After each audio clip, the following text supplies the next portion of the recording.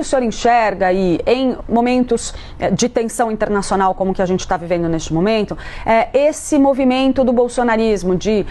ter Eduardo Bolsonaro nos Estados Unidos, fazendo esse discurso bastante intenso em relação às instituições aqui no Brasil, a questão do Supremo Tribunal Federal e o processo que corre contra o ex-presidente Jair Bolsonaro e outros integrantes, como que essa peça, na visão do senhor, se encaixa dentro disso tudo? Isso impacta de alguma forma na capacidade até do governo brasileiro de ser uma figura, uma peça importante no contexto internacional? A gente vê um presidente Lula querendo se firmar como uma espécie de mediador. Como que essas peças nesse tabuleiro operam na avaliação do senhor? Uma excelente pergunta, Clarice, porque se o Lula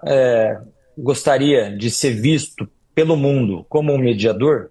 ele teria que ter outra postura no cenário internacional. Como disse na primeira pergunta para a Tainá, nesse conflito específico de Israel com o Irã, o Lula poderia ter feito uma nota através de Itamaraty conclamando a paz no Oriente Médio, sentando com os diversos países do Oriente Médio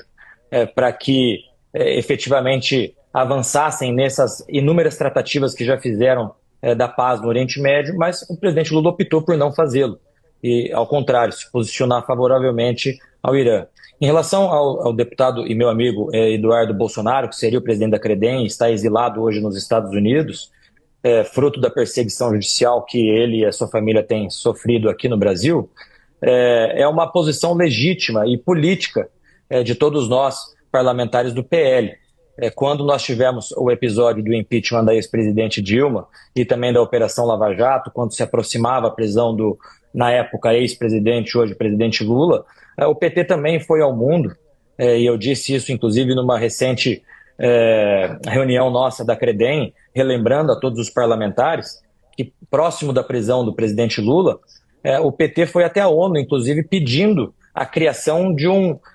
órgão especial de julgamento, porque acreditava que a justiça brasileira naquele momento, entre eles o Supremo Tribunal Federal, havia sido parcial. Veja, essa figura de um órgão independente de julgamento do presidente Lula não existe no mundo jurídico, no ordenamento jurídico brasileiro, e isso nunca foi visto como um ato antidemocrático. Nós, mesmo que discordávamos naquele momento do PT, entendemos que era uma posição política do Partido dos Trabalhadores e que era prerrogativa deles fazer essa movimentação política